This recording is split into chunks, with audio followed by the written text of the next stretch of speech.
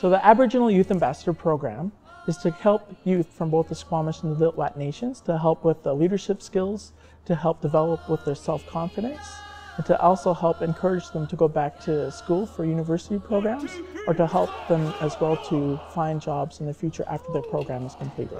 The program with the ambassadors here started through Capilano University, but eventually the idea of creating a house for the ambassadors to share their culture came about, and I worked with Sarah Goodwin and Drew Leatham on developing the program, making sure it reflected some of our Squamish culture, just helping the youth access resources in our community, people who know more than I do about our culture that they could talk to.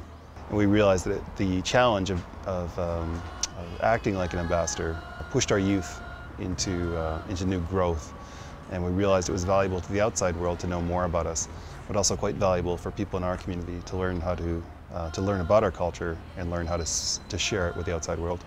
What motivated me to join the Aboriginal Youth Ambassadors was the fact that I was able to, the opportunity was I was given, to be able to get back in touch with my culture, which was lost for me.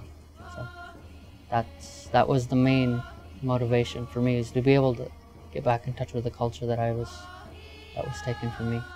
I've had a chance to work with the ambassadors on a lot of hands-on projects. So we made silver regalia paddles and arrowheads. We've made full-size canoe paddles. We've done public speaking and singing and drumming, and a whole variety of things based around usually a physical activity, or which brings together a lot of the teachings. So it's not only learning about something, but it's also doing something with it. And while we're sitting there, sanding a paddle, we have a lot of time to speak, and the ambassadors have a lot of questions about things, and they teach me a lot of things about our culture as well. So all together, we learn quite a bit together. The Aboriginal Youth Ambassador Program has strengthened my connection with my roots in many different ways. Simply by showing me how my people lived, how my people passed on the traditional knowledge, how we harvested our food, how we caught our food, how we pretty much lived many, many years ago. We don't necessarily live like that now, but we are an adaptable people, so we can still adopt some of those ways and take the basics from it and move forward, and hopefully strengthen the younger generations through programs such as this one.